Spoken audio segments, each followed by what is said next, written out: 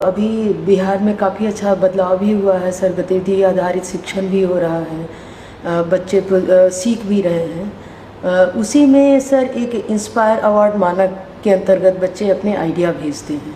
तो सर बच्चों के आइडिया तो सेलेक्ट हो जाते हैं, पर उस आइडिया पे बेहतर प्रोटोटाइप बना पाए, तो क्या सरकार बेहतर प्रोटोटाइप बच्चों के बनवाने के लिए क्या कुछ प्रयास मतलब विभाग के द्वारा किया जा रहा है सर? उसमें क्या चाहिए आपको, मतलब आपको कोई फंड्स चाहिए या क्या? मेरा जो खुद का सोच, मैं कई स्तर पे इस पे मतलब जब जहाँ मुझे बुलाया गया तो उस पर चर्चा भी किया। मैं सर जैसे मेरा खुद का सुझाव है कि जैसे बच्चों के जब प्रोटोटाइप आइडिया सेलेक्ट हो जाते हैं तो हर जिले में सर कहीं ना कहीं पॉलिटेक्निक और इंजीनियरिंग कॉलेज तो हैं सर।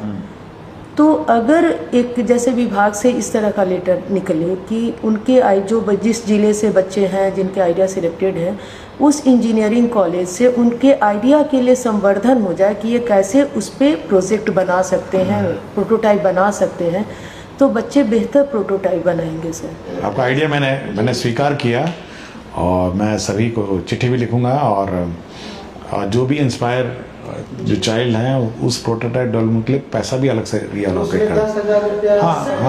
हाँ देती है, ठीक है, उसी से। हाँ आइडिया बनाने के लिए एक चीज़ और कहना था कि सर आइडिया भी जैसे बहुत बार मैं देखती हूँ बहुत सारे शिक्षक इस बीच कॉल भी करते हैं, जब अभी 15 से सर ओपन हो गया है आइडिया भेजने के लिए, तो बहुत बार शिक्षक भेज देते हैं जैसे जो TLM बनाते हैं बस वही लिख करके भेज देते हैं। तो अगर प्रखंड स्तर तक, स्टेट से होते हुए प्रखंड स्तर तक, जैसे प्रखंड पे भी कोई ना कोई तो टीचर विज्ञान में अच्छा होगा, कोई राजकीय स्तर पे अच्छा है, कोई राष्ट्रीय स्तर पे अच्छा है, इवन PBL के थ्रू सर भी बहुत सारे प्रखंड लेवल पे अच्छे टीचर हैं। तो शिक्षकों के आइडिया संवर्धन के लिए ब्लॉक लेवल पे भी जैसे इस तरह का एक शिक्षकों के लिए आइडिया संवर्धन के लिए किया जाए, ताकि वो उन बच्चों से आइडिया भी अच्छे आएँ, ताकि बिहार आगे बढ़े। और टॉप 60 में बच्चे जो नहीं आ पाते हैं सर, तो आपके प्रयास से ये 2 कार्य अगर होगा तो प्रोटोटाइप भी बेहतर बनेंगे और आइडिया भी बेहतर आएंगे सर। आपका शुक्रिया कि आपने बच्चों को NCERT दे करके उसको कम्पिटिटिव बनाया। नहीं, हमारा ये है कि जो हमारे बच्चे हैं वो वही किताब पढ़े जो पूरे देश में सब पढ़ते हैं। ये भेदभाव नहीं होना चाहिए कि वो लेवल यहाँ पे हैं हमारी किताबें। तो हमारा ये था कि मतलब एक मतलब स्तर जो है बच्चे का, शैक्षणिक स्तर पूरे देश में एक होना चाहिए और हमारे बच्चे किसी भी लेवल से कम नहीं होने चाहिए, इसीलिए NCERT की किताब है। उसमें हमारे बिहार के सरकारी विद्यालय के बच्चों को एक समस्या है कि बिहार के बगल में मतलब बंगाल किधर है या फिर कर्नाटका किधर है या पाकिस्तान किधर है, उनको नहीं पता, क्योंकि उनके पास मानचित्र या एटलस नहीं है। तो सर अगर उन बच्चों को आपने इतनी किताबें दी, इस बार लाइब्रेरी में आपकी एटलस है और डिक्शनरी है और आपको कंपलसरी लेना है एटलस रीडिंग क्लास। वो मैं इसलिए सर्कुलर ने इशू किया कि अभी पहुंच ही रही होंगी वो, तो आपको एटलस रीडिंग क्लास भी लेनी है, मतलब as part of the regular curriculum, कि वो एटलस सबके पास रहेगी, सब बच्चे एटलस देखेंगे और फिर मानचित्र को आपको पढ़वाना है पूरा, और पूरा मानचित्र प्रैक्टिस करवाना है। Thank you. मैं ये आइडिया पहले ही मैं कर चुका हूँ। पिछले साल जो किट में सामान गया था सर, बच्चों की कॉपी में भी वो एटलस वो बने हुए थे। सरकारी विद्यालय पर सरकार बहुत आवश्यकता से ज़्यादा धन खर्च कर। हाँ, ये बात सही है। अगर हम पूरा बजट को बच्चों की संख्या से मतलब डिवाइड करें तो किसी भी हालत में सबसे अच्छे प्राइवेट स्कूल में जो फीस है उससे बहुत अधिक हम लोग खर्चा करते हैं सर, अधिक धन खर्च, क्योंकि हमारा सैलरी स्ट्रक्चर बहुत है, प्राइवेट स्कूल में कम देते हैं। हाँ, इसलिए जब सब कुछ टोटल कर दीजिए, स्कॉलरशिप, साइकिल, यूनिफॉर्म, सब कुछ जोड़ दीजिए और फिर बच्चों की संख्या से डिवाइड करिए, तो हमारा जो खर्चा है पर चाइल्ड वो प्राइवेट स्कूल से ज़्यादा है। सर ये सरकार खर्च कर रही है और हमारे ACS साहब भी इतने गंभीर हैं इस मुद्दे पर। नौकरी हम भी करते हैं, ACS साहब भी करते हैं, वेतन उनको भी मिलता है, मुझको भी मिलता है, रिटायर उनको भी होना है, हमको भी, लेकिन उनके दिल में है कि समाज के बच्चे हम जैसा बने, आप जैसा बने, ये प्रयास होने चाहिए। और उसमें अकेला सर अपना सब कुछ दांव पर लगाए हुए हैं कि हमको इस चीज़ का पालन कराना, तो उसमें दिक्कत ये हो रही है कि सरकारी विद्यालय के प्रति इतनी भ्रांतियां फैला दी गई है अभिभावकों के बीच में कि पढ़ाई नहीं होती, वहाँ का व्यवस्था सही नहीं है। प्राइवेट स्कूल में बढ़िया पढ़ाया जाता है, प्राइवेट में पढ़ाइएगा तो आपका नाम होगा कि फलना का बेटा प्राइवेट में पढ़ता है, और सरकारी में पढ़ाए इतनी तो हर कमज़ोर हो जाना है सरकारी में पढ़ते। ये जो भ्रांतियाँ है, इस भ्रांतियाँ को दूर हम कैसे करें, अभिभावक को कैसे सरकारी विद्यालय से जोड़ें, इसमें हम लोग पूर्ण सफल नहीं हो पाए हैं। इसमें कैसे देखिए बहुत सारी चीज़ है इसमें। सबसे पहले तो मैंने ये भी बोला है कि जब असेंबली होगा तो इतनी तेज मतलब लाउड स्पीकर जब बजाइए कि पूरा मोहल्ला पूरा गांव जाग जाए कि यहाँ स्कूल शुरू हुआ।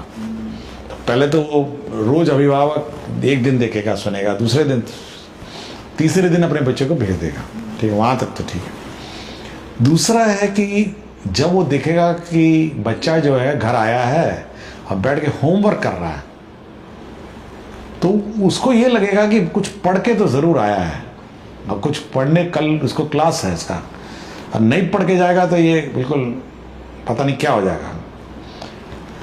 तो उसको ये भी फीलिंग होती है कि बहुत सारे अभिभावक को पता भी नहीं है कि कैसे पढ़ाई हो रही है, लेकिन वो देख रहा हो कि मेरा बेटा बैठ के पढ़ रहा है और कुछ किताब खोला है, लिख रहा है कुछ।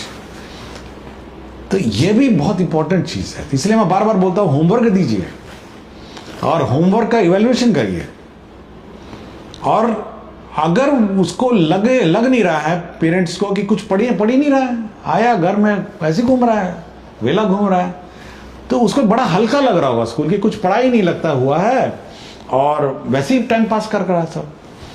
तो बहुत कुछ देखता है, आपका नोटबुक देखता है बच्चे का कि बच्चा नोटबुक में क्या लिखा है। कभी कभी बड़ा दुख होता है, मैं अपने ऑफिसर्स के बैठक में करता हूँ, कल भी मेरी बैठक हुई टीचर्स ट्रेनिंग के बारे में समीक्षा हो रही थी कि टीचर्स को कैसे ट्रेनिंग किया जाए। तो मैंने कहा कि भाई ऐसा कैसे हो जाता है कि इतना ट्रेनिंग देने के बाद भी वो स्टूडेंट जो है एक पन्ने पे इंग्लिश है, एक पन्ने में हिंदी है, एक पन्ने में मैथ्स है, एक ही नोटबुक में, और टीचर वहाँ पढ़ा रहा है मैथ्स और यहाँ पे हिंदी का पन्ना खोल के बैठा है। कल बहुत दुखी था मैं। कल मैं पूरा टीचर्स ट्रेनिंग की समीक्षा की कि कैसे टीचर ट्रेनिंग होगा, क्या है, इस करिकुलम को सुधारा जाए। अभी नए डायरेक्टर एसीईआरटी नए ज्वाइन भी किए इसी चक्कर में।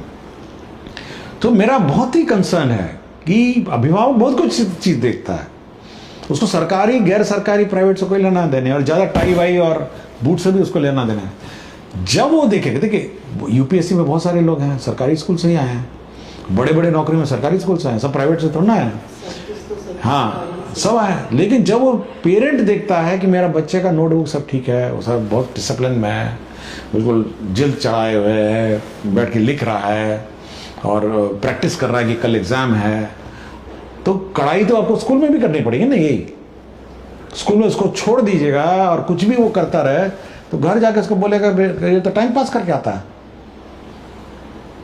कभी कभी तो मैंने बच्चे देखे हैं कि स्कूल आता है अपने सिस्टर का किताब ले आता है, कभी किसी का किताब ले आता है, ऐसे ही मतलब भर लिया कि कुछ किताबें ले जाते हैं, हाँ कुछ रैंडमली ले जाते हैं। मैं पूछा ये किसकी किताब है, तो बोला मेरी बड़ी बहन की किताब। मैंने कहा तुम क्यों लाया, बोला कि मैं भूल गया इसलिए मैं ले आया कुछ किताब। तो बहुत सारी चीज़ें हैं। अगर आप मतलब आपका आउटपुट क्या है अंततः, उसकी किताब, उसकी शिक्षा, यही है ना, यही उसका आउटपुट है आपका, वही मापदंड है। तो पेरेंट वो सब देखता है, घर में वो सब देखता है, बहुत ऑब्जर्व करता है कि स्कूल से वो क्या सीख के आया है। आपको नहीं लगता होगा लेकिन सब देखता है। और इसको ये पता है कि ये पढ़ रहा है या टाइम पास कर रहा है, ये भी पता है इसको। तो ये थोड़ा हम लोग को बहुत ही इंश्योर करना पड़ेगा कि बच्चा पढ़े, उसका होमवर्क हो, उसका क्लास वर्क हो। और इस बार की जो ट्रेनिंग व्यवस्था है उसमें हम लोगों ने बहुत स्ट्रिक्ट कर दिया है कि भाई हम लोग इवैल्यूएशन करेंगे कि वास्तव में वो टीचर जाके जो बोला है वो पढ़ाया या नहीं पढ़ाया।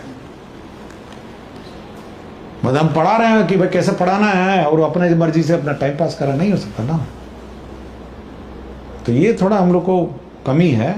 प्राइवेट स्कूल में तो अब क्या होता है टिप्पणी नहीं करूंगा, बट हम लोग की अपनी व्यवस्था सुधारनी चाहिए। सर, आपकी बातों को कनेक्ट करते हुए मैं बोलना चाहूँगी कि मैंने अपने विद्यालय में छात्राओं को नोट कॉपी बनवाया हुआ है इंग्लिश का, जिसमें क्लास में फर्स्ट सेशन स्टार्ट होते साथ मैं उन लोगों का इंग्लिश का नोट्स बनवाती हूँ और प्रॉपर उन लोगों का इंग्लिश कॉपी अलग रहता है, जिसमें उन लोगों का सारा नोट्स पूरे वर्ष भर का एक में है।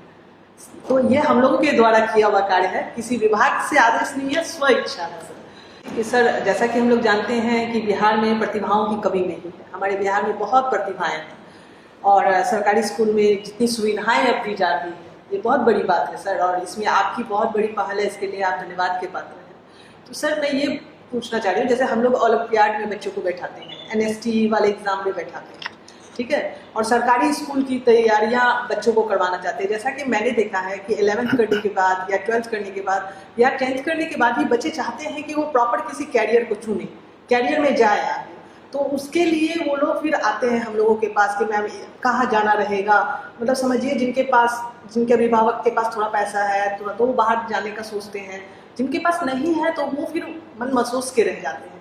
तो क्या सर कुछ ऐसा प्लान किया जा सकता है कि बच्चों के लिए हर ब्लॉक में एक रिसोर्स सेंटर डेवलप किया जाए, जहाँ की उन लोगों को कॉम्पिटिटिव एग्जाम्स की तैयारी करवाई जाए, डिजिटली इक्विप्ड हो, हर संसाधन हो और अच्छे टीचर्स हो, जिससे कि वो लोग बाहर ना जाकर अपने कंपटीशन की तैयारी अपने ही क्षेत्र में कर सकें।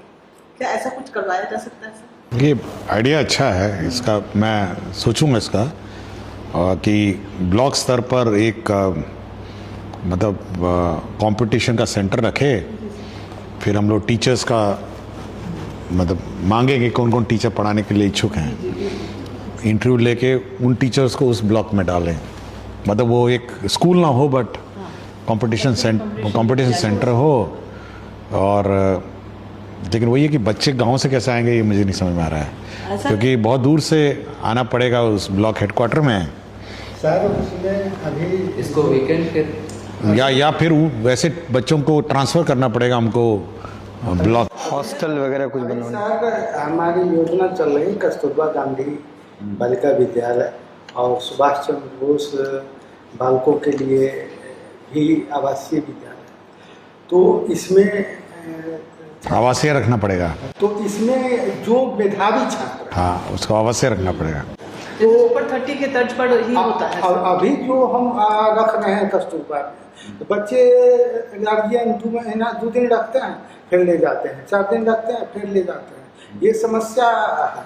लेकिन मेधावी छात्रों को इंफ्रास्ट्रक्चर वही रहेगा कि टीचर उसमें वही रहेंगे।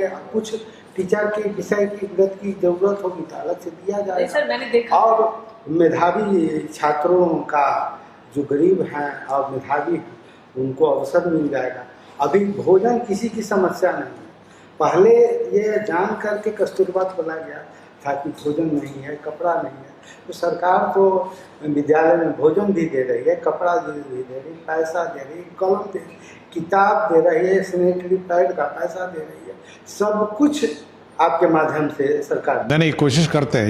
ये एक बार, क्योंकि ये कहीं मुझे पहले भी सुझाव आया था कि ब्लॉक स्तर पर 538 ब्लॉक में मतलब मेधावी स्टूडेंट के लिए कैरियर गाइडेंस और कैरियर कोचिंग के लिए मतलब सेंटर मेडिकल का अलग हो, इंजीनियरिंग का अलग हो, ये इसको हम लोग वर्कआउट करते हैं, क्योंकि टीचर्स फिर हम लोग फिर इंटरव्यू से करके ले लेंगे। ब्लॉक में जो अच्छे स्कूल हैं, बड़े स्कूल हैं आपके ब्लॉक में, अच्छे टीचर्स भी हैं बहुत सारे। तो हमारे UPSC लिख के लौटे हैं और BPSC लेके लौटे हैं, तो उससे ज़्यादा थोड़ा ना कोचिंग इंस्टीट्यूट के टीचर्स हैं।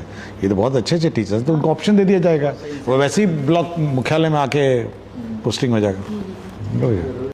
ट्रेनिंग के लिए आपने बहुत बेहतरीन शेड्यूल बनाया जो SCERT करा रही है डाइट, और बहुत टाइट शेड्यूल्ड है। मैंने देखा से पूरा, प्रिंसिपल सर गेट पे खड़े हैं, 1 मिनट में कोई डिले नहीं, और बहुत मज़ा आया पढ़ने में। नए नए विषय हैं जो हमारे बहुत काम के हैं, लेकिन सर उसमें एक सुधार की ज़रूरत है।